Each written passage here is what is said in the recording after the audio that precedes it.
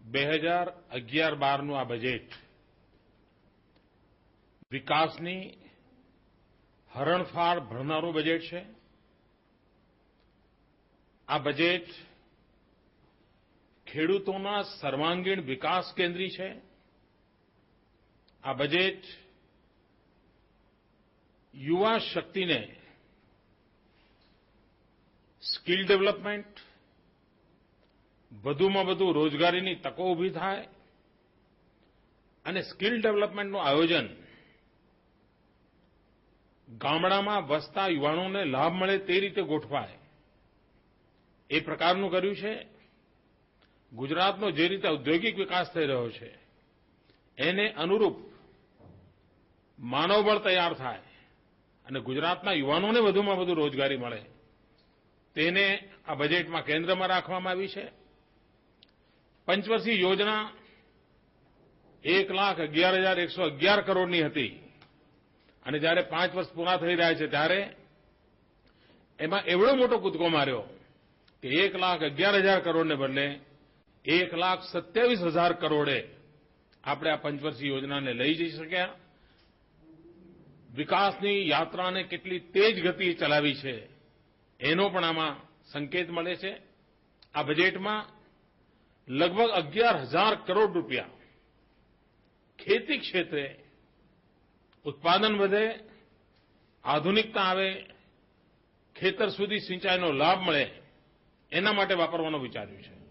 એની સાથે સાથે 15,000 કરોડ રૂપિયા જેવી માતબર રકમ ગરીબોના કલ્યાણ માટે, દલિતોના કલ્યાણ માટે, આદિવાસીઓના કલ્યાણને માટે, સમાજના પછાત વર્ગના વિકાસને માટે વાપરવાનો એક માતબર નિર્ણય આ બજેટની અંદર કરવામાં આવ્યો છે. મિશન મંગલમ જેવી યોજનાઓ, એની સાથે સાથે શિક્ષણમાં એક નવું મોડેલ આપવાની યોજના આ બજેટમાં છે.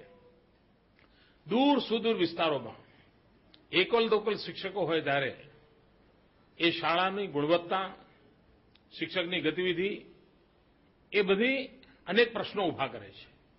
તો આવા દૂર સુદૂરના 5-10 ગામોની વચ્ચે એક એવી શાળા ઊભી થાય અને જેમાં મફત ટ્રાન્સપોર્ટેશન સિસ્ટમ આપવામાં આવે અને પૂરી ડે ટાઈમ સ્કૂલ ચાલે એવી મોડેલ રૂપ 10 સ્કૂલો, અને આ પ્રકાર મોડેલ હિન્દુસ્તાનમાં પહેલું હશે, અંતરિયાળ વિસ્તારમાં સ્કૂલો શરૂ કરવા માટેની, ગરીબ લોકોના કલ્યાણ માટેની ઉત્તમ પ્રકારની સુવિધાવાળી સ્કૂલો બનાવવાનું એક પ્રાથમિક મોડેલ તૈયાર કરવા માટે 10 એકમો સ્થાપવાનો વિચાર કર્યો છે.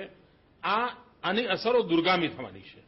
શિક્ષણ ક્ષેત્રે એક દૂરગામી અસરો આના કારણે ઊભી થવાની છે અને એમાં શિક્ષકોની પણ સચવાવાની છે સુવિધાઓ અને વિદ્યાર્થીઓની પણ સુવિધાઓ સચવાની છે. હું માનું છું કે આ પ્રયોગ સમગ્ર દેશ માટે એક આકર્ષણનું કેન્દ્ર બનશે. એ જ રીતે આ બજેટમાં સદીઓથી મહેસૂલી વિભાગમાં જે નાની નાની વ્યવસ્થાઓ ચાલે છે એમાં એક આમૂલચૂલ પરિવર્તન લાવી રહ્યા છે. સદીઓથી જે વ્યવસ્થાઓ ચાલી રહી છે એમાં એક બદલ લાવી રહ્યા છે. સરકારની વહીવટી વ્યવસ્થામાં પ્રાંત ઓફિસ એ મહત્વનું એકમ હોય છે. ગુજરાતમાં 54 પ્રાંત કચેરીઓ દ્વારા આખો વહીવટ ચાલતો હતો.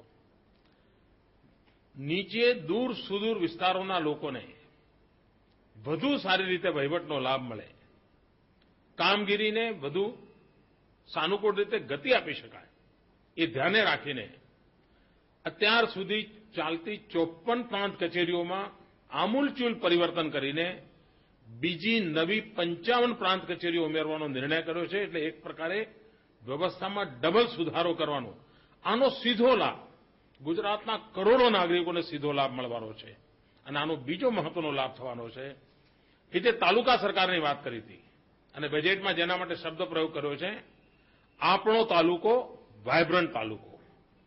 આ યોજનાનું નામ છે.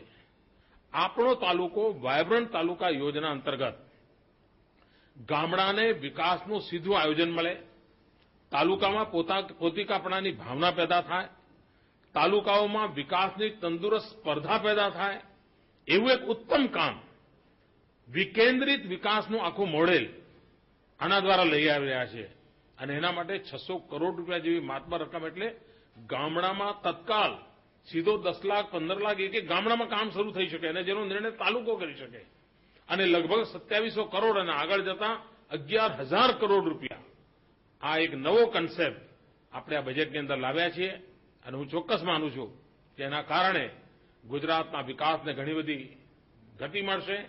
આ પુરાંતવાળું બજેટ છે, સરપ્લસ બજેટ છે અને ગુજરાતે અનેક પ્રકારના ભારણો પછી પણ મોંઘવારીના આટલા કાળજાળ, અસહ્ય મોંઘવારી, રેલવે ફેટમાં વધારો, આ બધી મુસીબતો વચ્ચે પણ ગુજરાતે પુરાંતવાળું બજેટ આપ્યું છે અને વિકાસની વાતને વધુ વેગ આપવાનો, હરણફાળ કરવાનો એક મક્કમ પ્રયાસ આ બજેટમાં જોવા મળે છે.